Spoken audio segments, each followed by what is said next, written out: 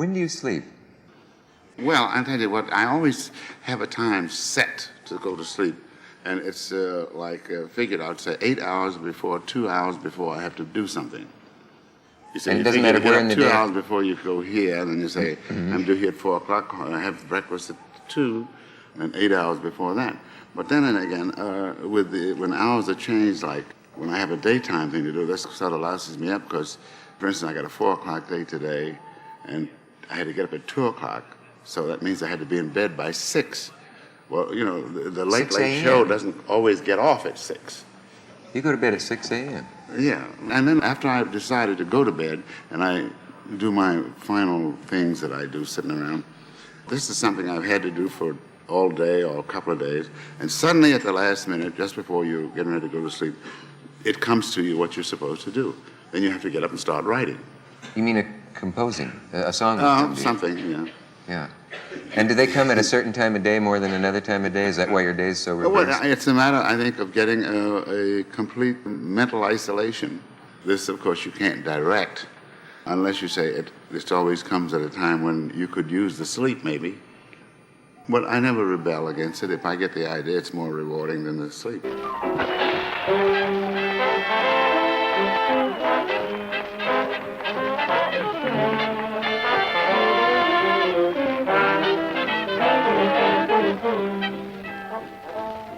Yes, it's introducing a quarter hour of music with Duke Ellington and his famous orchestra. Music from the Hurricane, 49th Street and Broadway in New York City. Lawrence Brown introduces the melody in this next one on the trombone, with Al Hebler taking the lyrics. The tune, Do Nothing Till You Hear From Me.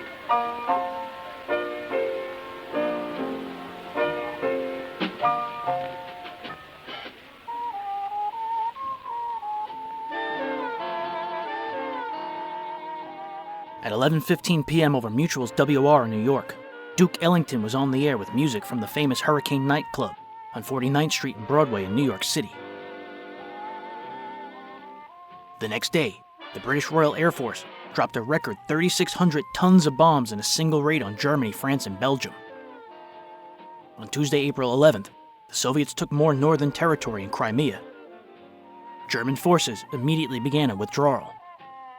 That same day, the U.S. sunk a Japanese destroyer and a German submarine. As the calendar turned to mid-April, one thing was clear. The Allies were piling up victories, and the Axis powers knew they needed to do something to stem the turning tide of war. Although we now know that D-Day would happen in June, both sides knew a big invasion was coming. In the meantime, those people in midtown Manhattan could dance and drink the night away. After all, tomorrow is never guaranteed.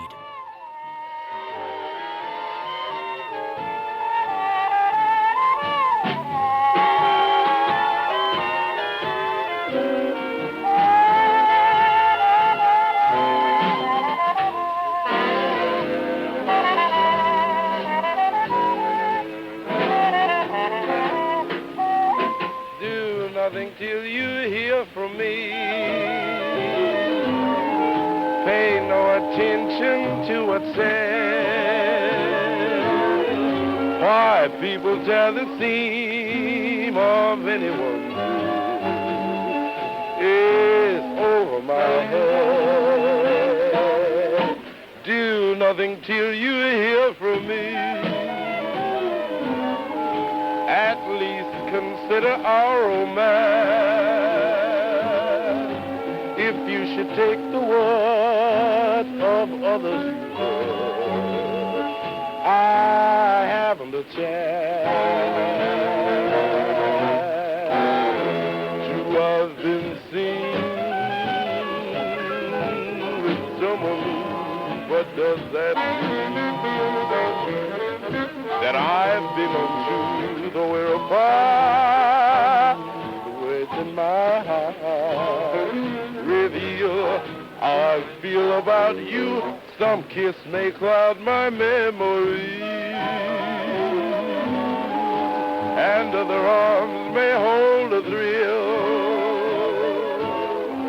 But please do nothing till you hear it from me, and you never will.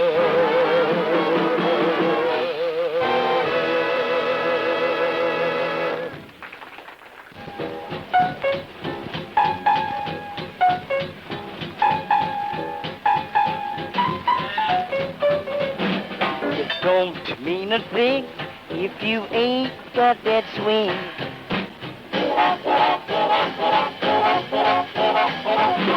It don't mean a thing. All you gotta do is swing.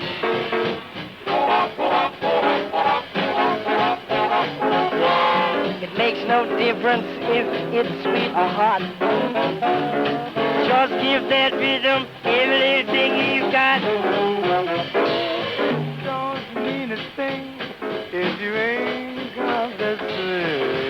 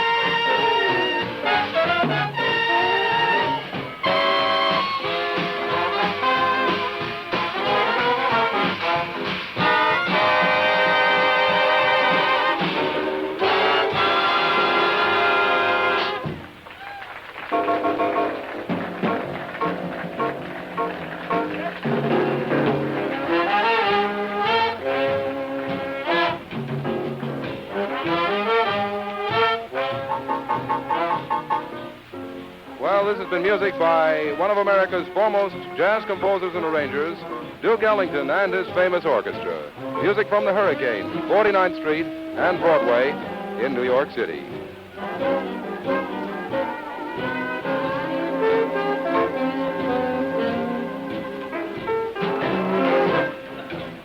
Your announcer, Alan Oak. This is Mutual.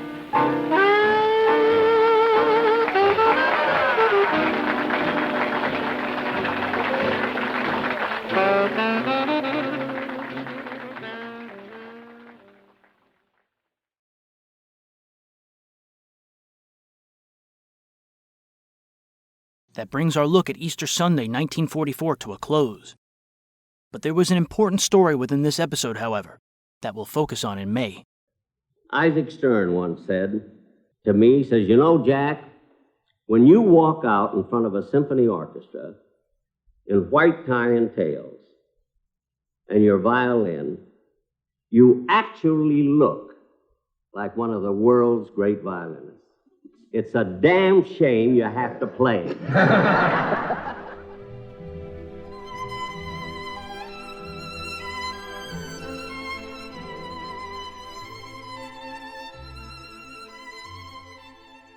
Next time on Breaking Walls, it's the spring of 1944, and Jack Benny's ratings are quietly slipping. His sponsor, General Foods, thinks he's in a slump. Benny gets mad and decides to change sponsors. Hear the full story behind the switch from General Foods to American Tobacco, the Benny shows of the time, and how this change negatively affected Kate Smith in ways the songstress couldn't have imagined just 12 months earlier.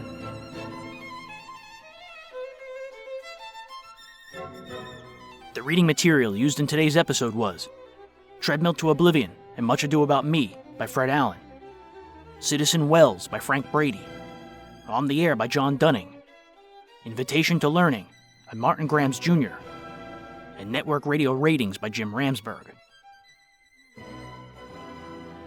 On the interview front, Don Amici, George Balzer, Jack Benny, Conrad Binion, Hyman Brown, Joseph Cotton, Shirley Mitchell, Brett Morrison, Les Tremaine, and Paula Winslow spoke with Chuck Shaden.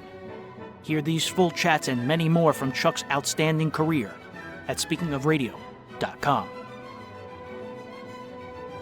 Jackson Beck, Edgar Bergen, and Hans Conried spoke to the late Dick Bertel and Ed Corcoran for WTIC's The Golden Age of Radio.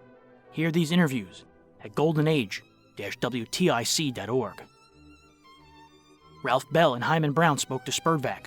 For more info, go to spurvac.com. Jack Crucian and Shirley Mitchell spoke to Jim Bohannon in 1987. Jack Benny spoke with Jack Carney. Fred Allen spoke with Tex McCrary and Jinx Falkenberg. Parker Fennelly spoke with David S. Siegel. And Duke Ellington spoke to Dick Cavett.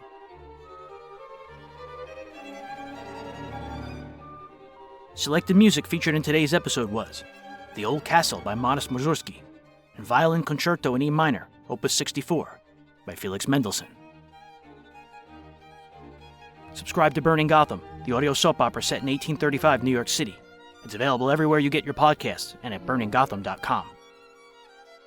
Special thank you to Ted Davenport, Jerry Hendiges, and Gordon Skeen. For Ted, go to radiomemories.com. For Jerry, visit otrsite.com. And for Gordon, go to pastdaily.com. I'd also like to thank Walden Hughes and John and Larry Gassman of Spurvac.